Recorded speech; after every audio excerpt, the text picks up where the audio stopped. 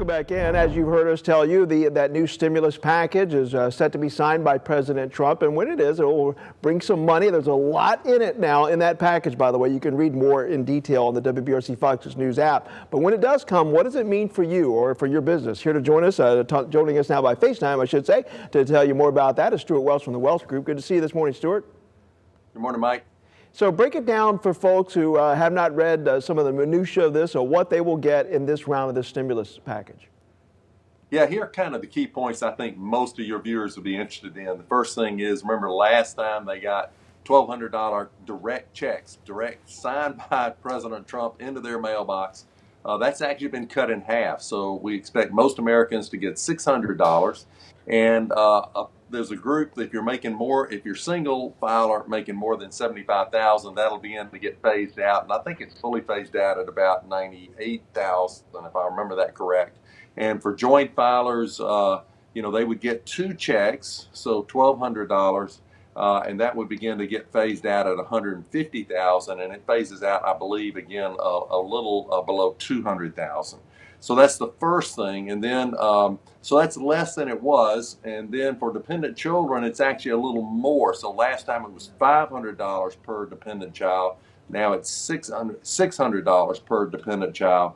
So if I'm doing that right, that'd be about $24,000 for a family of four. And I hear that those checks will begin to go out next week, so we can expect them to come out pretty quickly. So I think that's pretty exciting. Not in time for Christmas, but in times to get those New Year sales, and hopefully they're going to save some of that. Stuart, I just want to clarify, you meant 2,400, just so folks know. I know you didn't mean 24,000. Thank you. Yeah. Sorry. That's fine. But now also for folks who are still, dealing with unemployment right now, and also some businesses are hurting, there's something in there for them as well. There is. So last time it was $600 a week of unemployment benefits, and that actually caused some problems because the amount of the unemployment was more than some people were making when they were employed, and it caused people to not be too anxious to go back to work. They've cut that in half, so it's $300 per week, and that's going to last for 11 weeks. I think it's somewhere right until the middle of March. All right, well, and as you catch your throat there, I've been there. If you need a drink of water, by the way, for folks who don't know, there's going to be an extension now on the eviction moratorium as well, so that'll help some folks. And if you're having trouble paying rent, there's some help there. Stewart, I want to go back, though, to the stimulus check and what folks can do with that money. I mean, they're free to do whatever they want. What would you advise, though, if they're not necessarily hurting too bad financially, that they do with some of that extra money that they're going to get?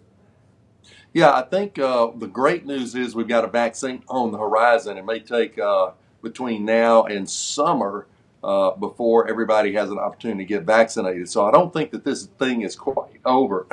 I would encourage people to save the money, to use it to pay down debt. And if you have, all your savings, if you have emergency funds and all of that, you could go out and spend it and help stimulate the economy. I'm sure that it's really a protection program, so I'm sure the government wants to use it as a backstop. All right, Stewart Wells from the Wells Group, thank you so much, sir. Merry Christmas, Happy Holidays. Have a safe one with you and your family.